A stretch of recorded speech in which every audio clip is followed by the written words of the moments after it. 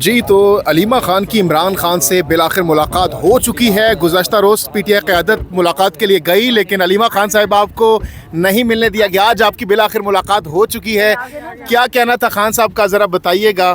آپ تھوڑا پیچھے ہو جائیں نا, اوپر آنے دینا, اوپر چلتے ہیں. پہلے وہاں ایک دفعہ کر لوں گی نا, پہلے ایک دفعہ ان کو دے دوں پھر میں آپ سے بات یہاں پہ کر لیں. آج جب ہم صبح آ رہے تھے اڈیالہ کی طرف تو کل تو ہماری انہوں نے ملاقات نہیں ہونے دی. ہم 6 گھنٹے باہر کھڑے رہے, عدالت لگی ہوئی تھی اور عدالت کے لیے فیملی, میڈیا اور لائرز کو اجازت ہوتی ہے عدالت اٹینڈ کرنے کے لیے, لیکن کل تو انہوں نے ہمیں نہیں اجازت دی.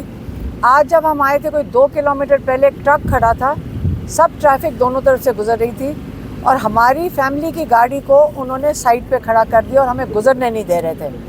تو پھر جج صاحب جا رہے تھے اپنی پروٹوکول کے ساتھ.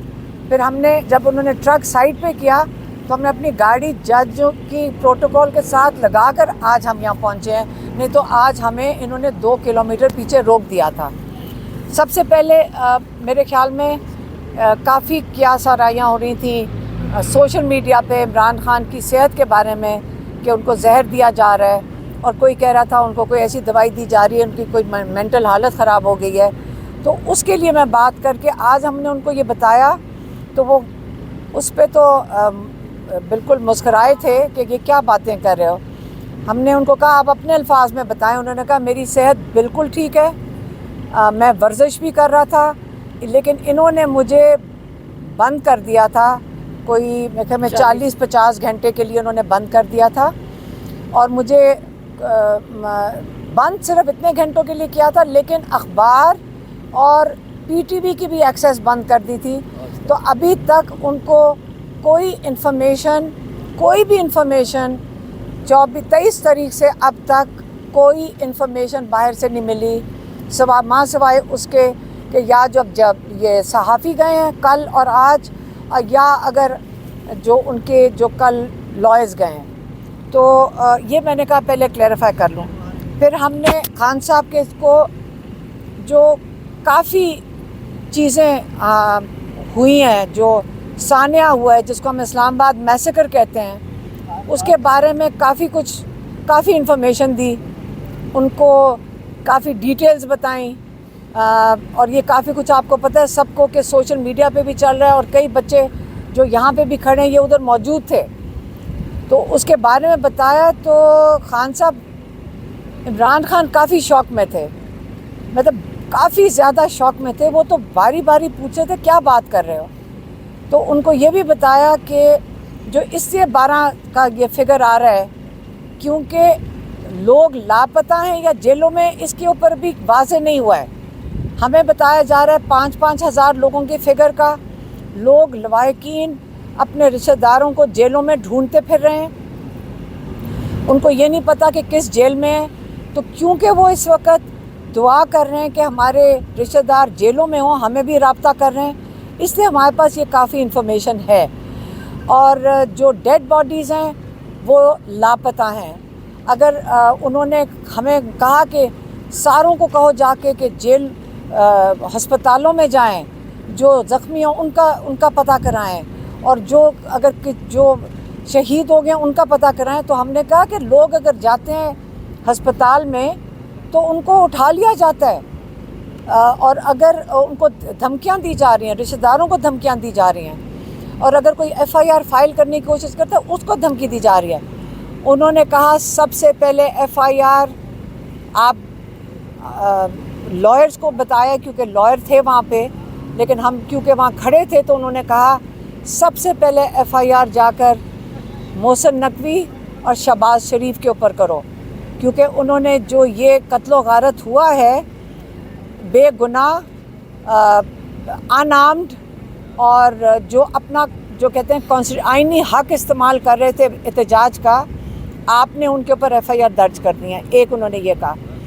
دوسرا انہوں نے کہا کہ یہ جو ظلم ہوا ہے اور یہ جو انہوں نے لوگوں کو وہاں بلا کر ایک قسم کا ایمبوش کیا ہے, اور آپ نے دن سے سنائپر رائفل سے کیا ہے اور رات پہ تو آپ نے آ کے پوری ایک بریگیڈ لا کر اس سے حملہ کروایا ہے, بالکل اندھیرے کے اندر انہوں نے کہا یہ لال مسجد کا جو واقعہ تھا یہ اس سے بھی بڑا سانحہ آپ نے کر دیا ہے، اور انہوں نے کہا کہ جو 71 میں ہوا تھا جب یحییٰ خان کے وقت میں ایک وہ سانحہ تھا، پھر آپ نے اکبر بگٹی کے ساتھ جو کیا، آپ کا خیال ہے کہ اس کے بعد آپ بندے کو ختم کر دیں، اس کے بعد چین آ جائے گا؟ آج تک بلوچستان میں اس چیز کو بھولا نہیں گیا اور یہ یاد رکھتے ہیں، اور یہ اس قسم کا جب آپ اٹیک کرتے ہیں اس سے غصہ کم نہیں ہوتا، اس میں رنجشیں ختم نہیں ہوتی، اس میں بڑھتی ہیں، اور اس وقت انہوں نے کہا غصہ بہت زیادہ بڑھے گا۔ 9 مئی کے بعد لوگ شوق میں تھے اور خوف میں تھے، لیکن جب 8 فروری کو لوگوں نے ووٹ ڈال دیا، اس کے بعد لوگوں کو اپنی ووٹ سے پتہ چلا کہ جمہوریت میں ہمارا حق ہے، اس ملک میں ہمارا حق ہے۔ جب انہوں نے اپنا حق لے لیا اور آپ نے چھین لیا، اس کے بعد لوگوں کا اب غصہ ہے۔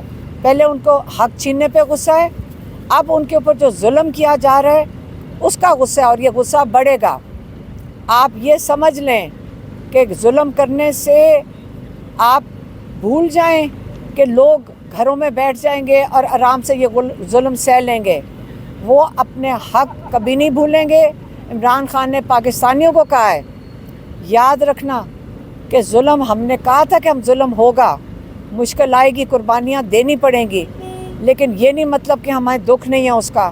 اللہ تعالیٰ شہیدوں کو اونچے درجے دے، کیونکہ ان کی قربانیاں کبھی بھولی نہیں جائیں گی، لیکن اس کا یہ نہیں مطلب کہ 24 کروڑ لوگ اپنا حق بھول جائیں لینا۔ ابھی بھی آپ نے اٹھنا ہے۔ انہوں نے کہا ایک لاسٹ کارڈ ہے جو میرے پاس ہے، جو آپ کو کسی کو نہ بتاؤں گا، نہ پتہ چلے گا، لیکن وہ میرے پاس ہے، لیکن ابھی استعمال نہیں ہوگا۔ لیکن اس وقت جیسے کہ جو سسٹم کہتا ہے ہم اپنی عدالتوں میں جائیں گے، ہم سپریم کورٹ میں جائیں گے، ہم اس ظلم کے خلاف کہ آپ نے سنائپر رائفل سے لوگوں کو، اپنے لوگوں کو، انارمڈ لوگوں کو جن کے پاس کوئی ہتھیار نہیں تھا ان کو مارا ہے، سپریم کورٹ میں جائیں گے۔ ہم انٹرنیشنل اداروں کے پاس رپورٹ ہیومن رائٹس ابیوز کی، اس قسم کی چیز دنیا میں نہیں دیکھی گئی، یہ دنیا میں نہیں دیکھی گئی، آپ چھپا نہیں سکیں گے، یہ سب کچھ باہر آئے گا، اور انشاءاللہ ہم اس کو پرسیو کریں گے، اور اپنے لوگوں کو وہ ہدایت آپ کہتے ہیں ہم کروں گا کہ اس کو بالکل لوکل لیول پہ بھی، سپریم کورٹ میں بھی اور انٹرنیشنل بھی آپ اس کا پورا بھرپور طریقے سے اس کو ہائی لائٹ کریں۔ یہ ان کا پیغام تھا، یہ میں نے آج آپ کو دے دیا۔